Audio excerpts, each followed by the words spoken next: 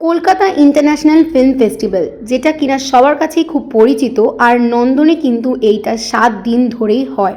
Kolkata international film ফেস্টিভ্যালই শুধু নয়, actually নন্দনই হচ্ছে আমার কাছে একটা আলাদা ইমোশনের জায়গা।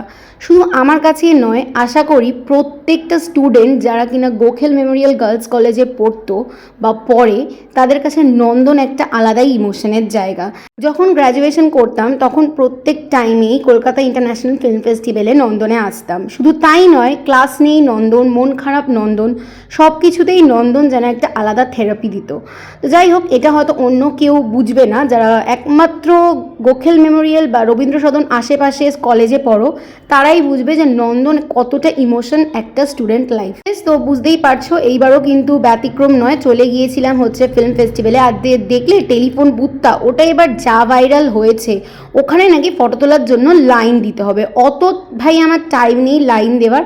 তো দেখতেই পাচ্ছ প্রচণ্ড সুন্দর করে সাজিয়েছি ইন্দ্রপুরী স্টুডিও। তারপর এইখানে কিন্তু একটা ব্রিজ মতনও করেছিল, সো ওটাতে আমি একটু উঠেছিলাম। তারপর প্রত্যেকটা জায়গা এত সুন্দর সাজানো, ওখানে কিন্তু প্রত্যেক দিনই কিছু না কিছু শো ছিল, কত আর্টিস্টরা এসছে। আর শুধু তাই নয়, ওখানে অনেক বুক স্টল, অনেক ফুড স্টল, অনেক কিছুই ছিল। আর সেই বিখ্যাত আই লাভ গিফট, যেটার সামনে ফটো তুলতে গিয়ে আমার হয়ে গেছিলো মাথা খারাপ, বিকজ লোকের তো সরছেই না ভিড়।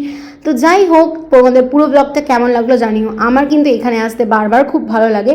আর সত্যি বলতে নন্দন, রবীন্দ্র সদন আর এই যে এক্সাইট, যেটা কিনা আমি খুবই মিস করি। টাটা।